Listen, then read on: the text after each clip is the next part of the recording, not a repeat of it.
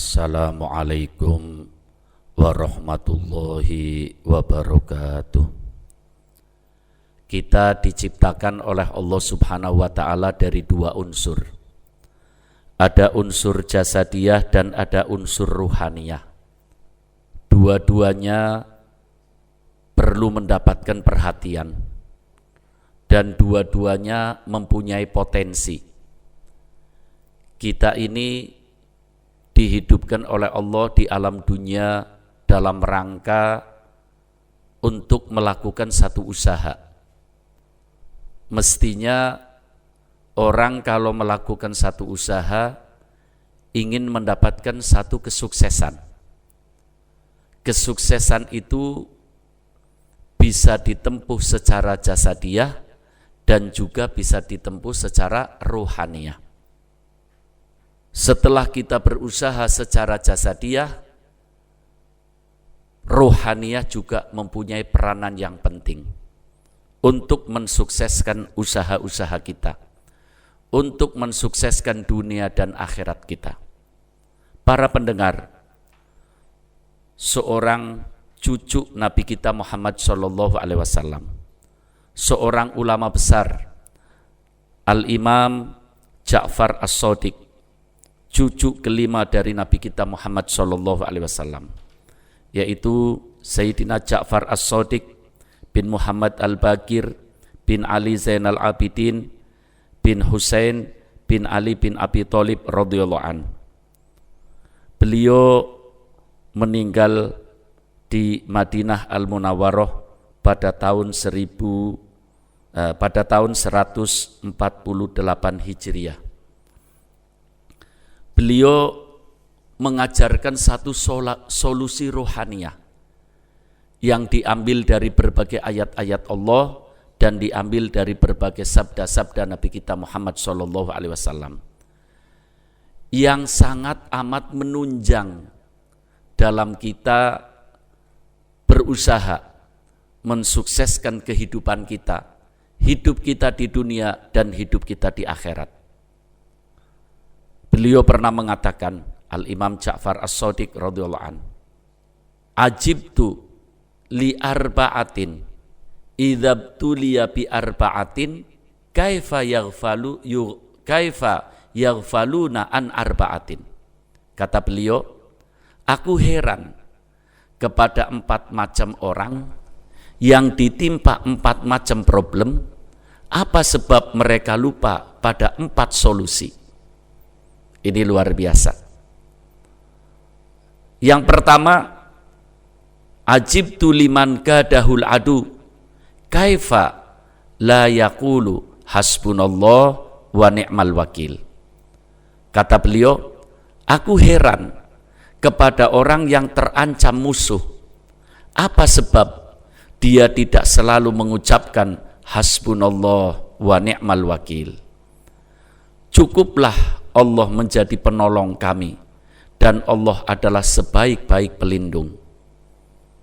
Sedangkan orang yang selalu mengucapkan hasbunallah wa ni'mal wakil, Allah menerangkan dalam surat Al-Imran ayat 174, fanqalabu bi ni'matin minallahi wa fadl lam yamsashum su wattaba'u ridwanallah wallahu dzu fadlin azim.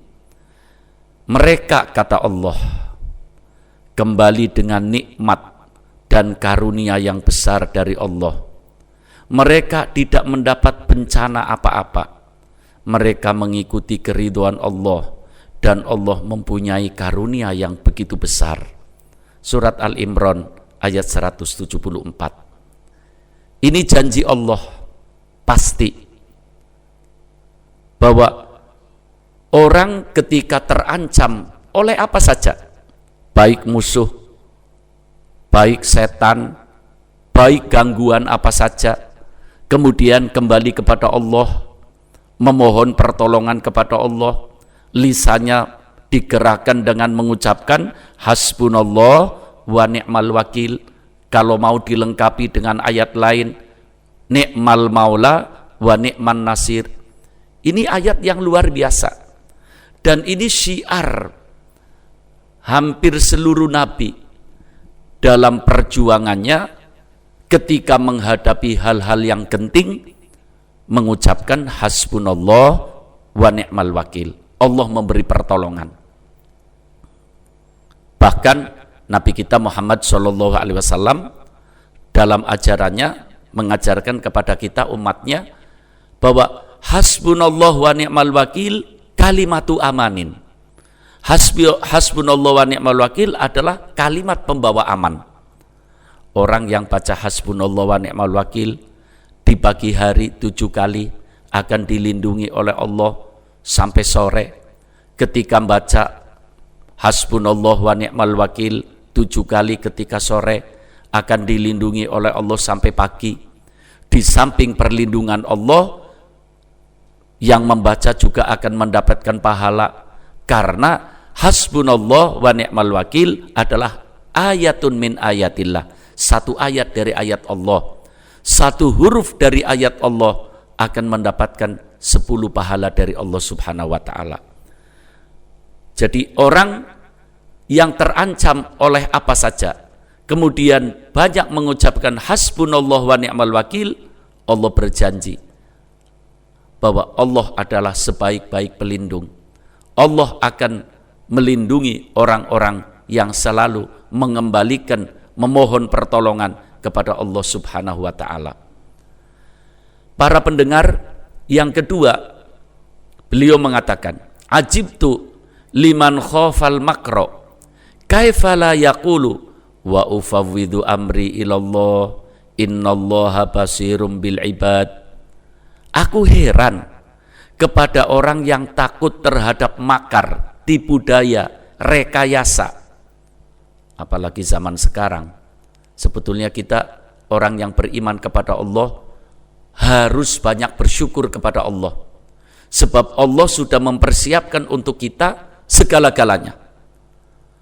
Apa yang terjadi di alam dunia ini, baik itu ancaman, baik itu rekayasa, Allah sudah memberikan kepada kita senjatanya.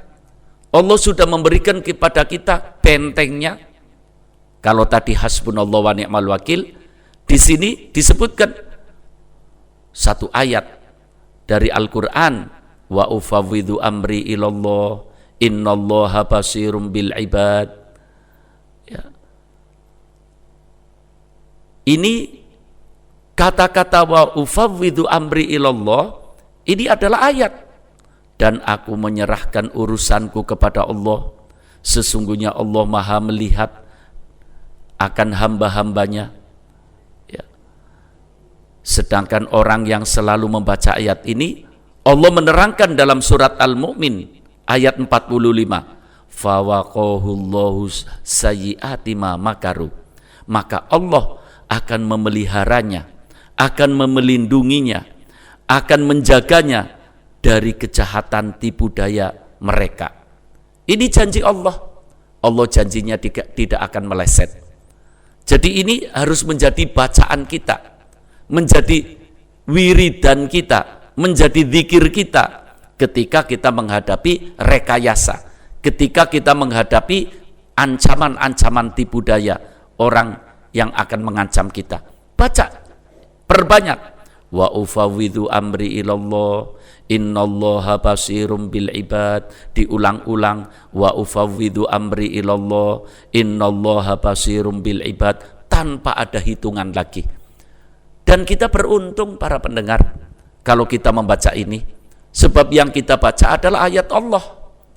Seperti tadi saya katakan, kalau kita membaca ayat Allah, sehuruf kita baca mendapatkan 10 hasanah, 10 pahala. Apalagi Allah menyatakan Allah akan memeliharanya, akan melindunginya, akan menjaga dari kejahatan tipu daya yang akan terjadi. Yang ketiga, Al-Imam Ja'far As-Shadiq radhiyallahu an mengatakan, ajibtu limanibtuliya bil ghammi wal karbi kaifa la yaqulu la ilaha illa anta subhanaka inni kuntu minadh dhalimin. Kata beliau, aku heran kepada orang yang tertimpa problem dan kesulitan? Apa sebab dia tidak selalu mengucapkan la ilaha illa anta subhanaka inni kuntu minadh-dhalimin, yang artinya tidak ada Tuhan yang berhak disembah selain Engkau ya Allah, Maha suci Engkau ya Allah, sesungguhnya aku adalah termasuk orang-orang yang zalim. Sedangkan orang yang selalu membaca kalimat ini, la ilaha illa anta subhanaka inni kuntu minadh-dhalimin, Allah menerangkan dalam Al-Quran surat Al-Anbiya ayat 88. Apa kata Allah bagi orang yang mengucapkan kalimat ini?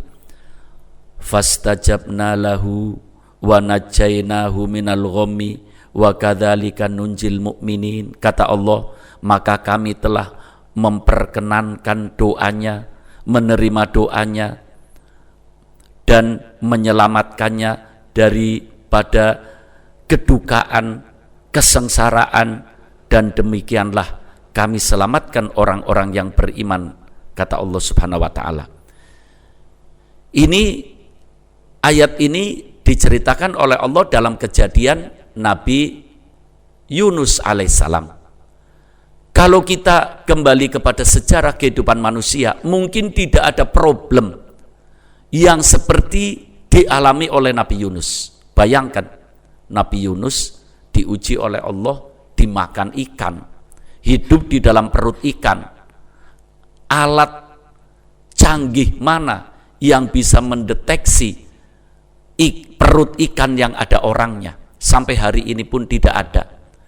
Tapi ketika Nabi Yunus hidup dalam kegelapan, di dalam perut ikan, Nabi Yunus mengucapkan la ilaha illa anta subhanaka inni kuntu minadh-dhalimin.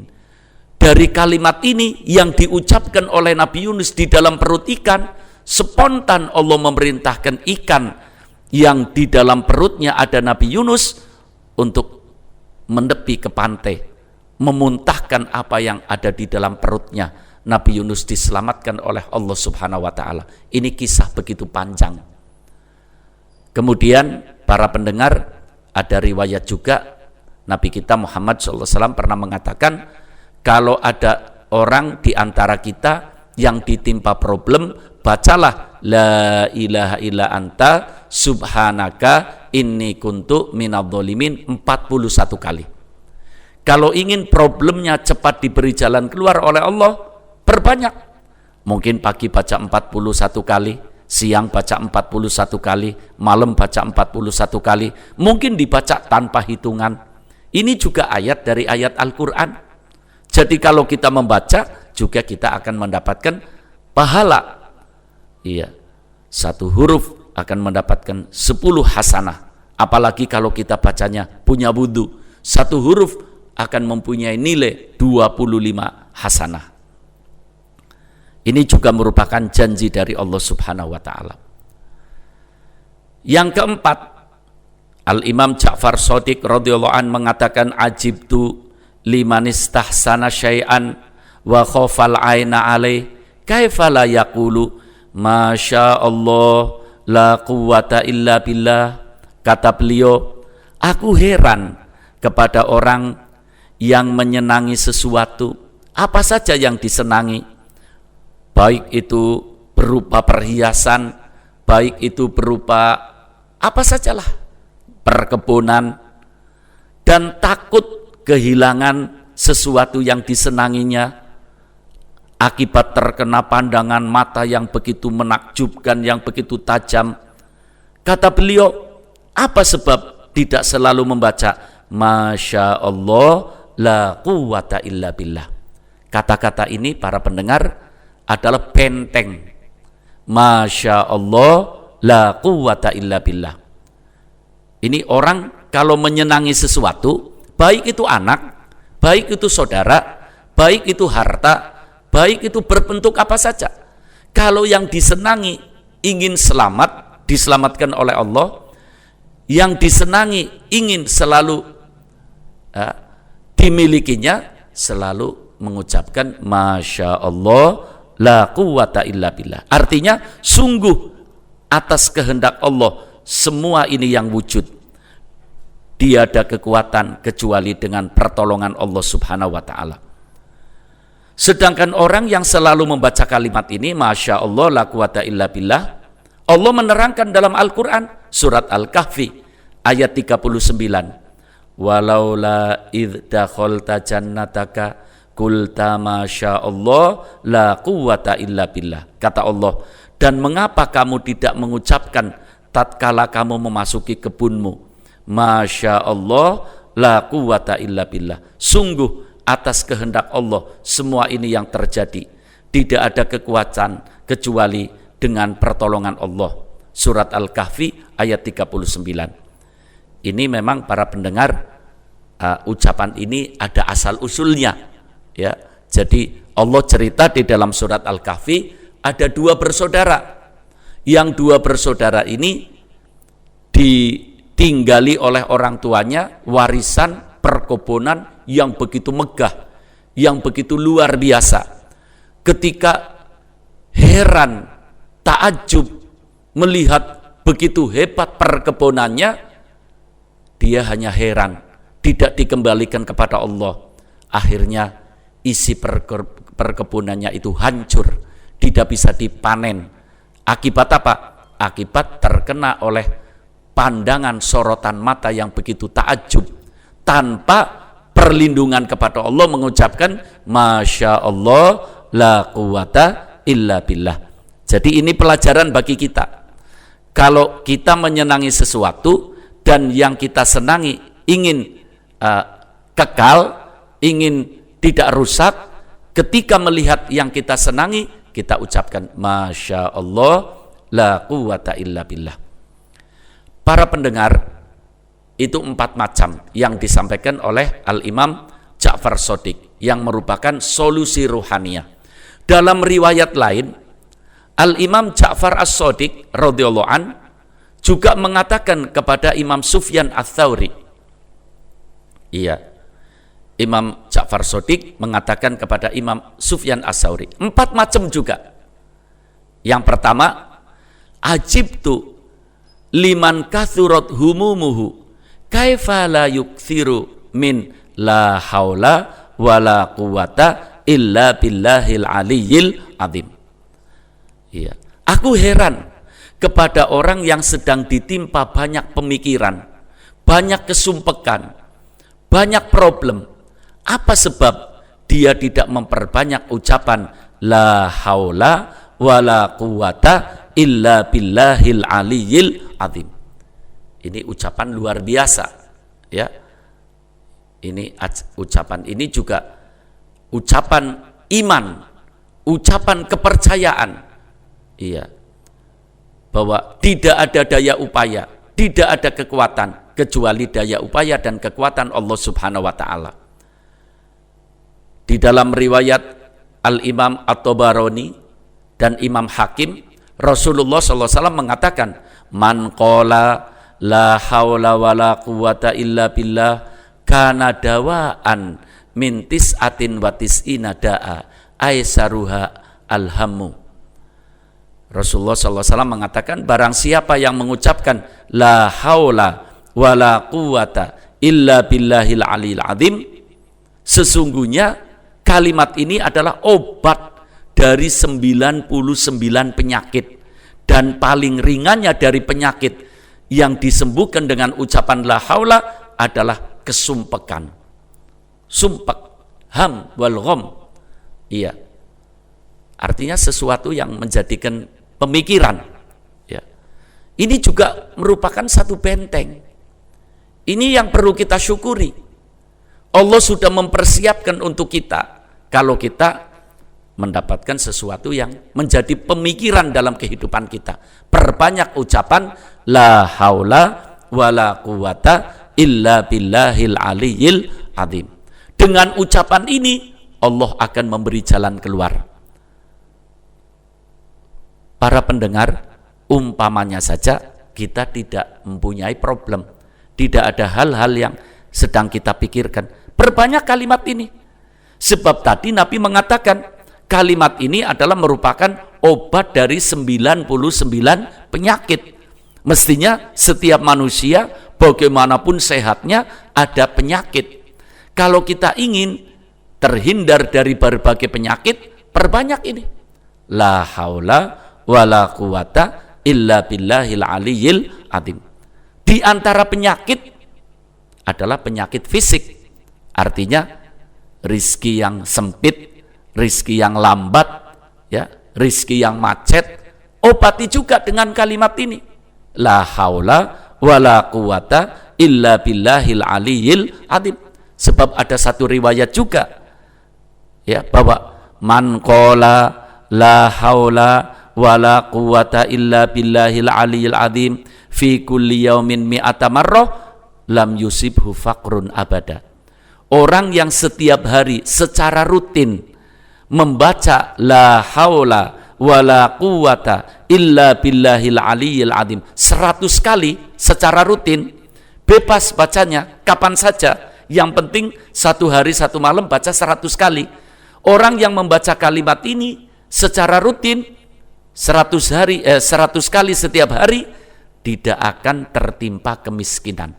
Hidupnya tidak akan menjadi orang yang miskin. Ini ngomong masalah miskin juga penting para pendengar. Ya, kalau kita menjadi orang miskin juga ibadahnya akan terganggu. Pendidikan anak-anak kita terganggu. Makanya Rasulullah juga mengajarkan kepada kita supaya kita diberi oleh Allah rizki yang lancar, rizki yang barokah, bukan untuk apa-apa, tapi untuk kelancaran ibadah, untuk kelancaran pendidikan anak-anak kita. Para hadirin, para pendengar, kemudian selanjutnya Al-Imam Ja'far Shadiq mengatakan, ajibtu liman darot alaihin ni'am kaifa la yukthiru min alhamdulillahi rabbil alamin. Aku heran, kata beliau, kepada orang yang sedang banyak diberi nikmat oleh Allah. Apa sebab dia tidak selalu memperbanyak ucapan alhamdulillahi rabbil alamin? Sebab ucapan ini adalah kalimatus syukri, ucapan syukur. Allah berjanji di dalam Al-Quran, surat Ibrahim ayat 7. Allah mengatakan, la in syakartum la azidannakum wa la in kafartum inna adzabi lasyadid. Allah berfirman, sesungguhnya jika kamu bersyukur, pasti kami Allah akan menambah nikmat demi nikmatnya kepada kamu. Tapi ingat, jika kamu mengingkari nikmatku, maka sesungguhnya azabku sangat pedih. Orang yang ingin ditambah nikmatnya oleh Allah, pandai-pandailah bersyukur. Syukur dengan ucapan, lisan kita banyak mengucapkan alhamdulillahi rabbil alamin. Iya, apalagi alhamdulillahi rabbil alamin juga ayatun min ayatillah, salah satu ayat dari surat Al-Fatihah.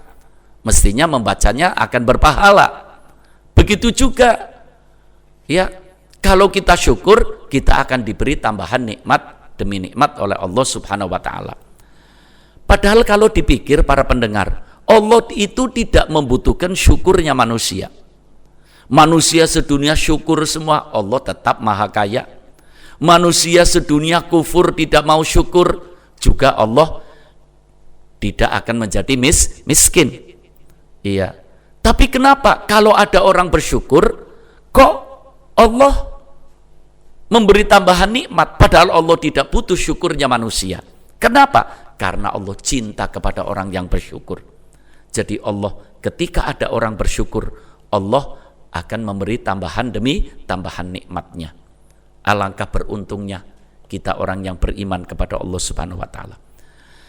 Kemudian para pendengar, Al-Imam Ja'far Shadiq mengatakan, ajibtu liman abta'a anhu rizku kaifa la yukthiru minal istighfar. Aku heran kepada orang yang sedang mengalami kesempitan dalam mencari rizki. Apa sebab dia tidak selalu memperbanyak membaca istighfar? Astaghfirullah, astaghfirullah, atau astaghfirullahaladzim, astaghfirullahaladzim. Sebab Allah berfirman dalam Al-Quran, surat Nuh ayat 10, 11 dan 12. Allah berfirman, istaghfiru rabbakum innahu kana ghaffara yursilis samaa 'alaikum midrara wa yumdidkum bi amwalin wa banin. Mohonlah ampun, kata Allah, kepada Tuhanmu. Sesungguhnya Dia Allah adalah Maha Pengampun. Niscaya dengan membaca istighfar itu Dia akan mengirimkan hujan kepadamu yang begitu lebat dan membanyakkan harta dan anak-anakmu. Ini janji Allah Subhanahu wa ta'ala. Perbanyak istighfar. Nanti kapan-kapan kita bicara khusus tentang istighfar. Begitu mulia orang yang banyak istighfar, begitu sukses orang yang banyak istighfar, sebagaimana dinyatakan oleh Nabi kita Muhammad SAW. Yang terakhir, beliau mengatakan, ajibtu liman khofa dhararon min syai'in kaifa la yaqulu thalatha marratin fi lailin aw nahar. Aku heran kepada orang yang takut tertimpa sesuatu yang berbahaya, yang tidak diinginkan. Apa sebab tidak membaca kalimat setiap pagi dan sore? La ilaha illa anta alaika tawakkaltu wa anta rabbul arsyil azim.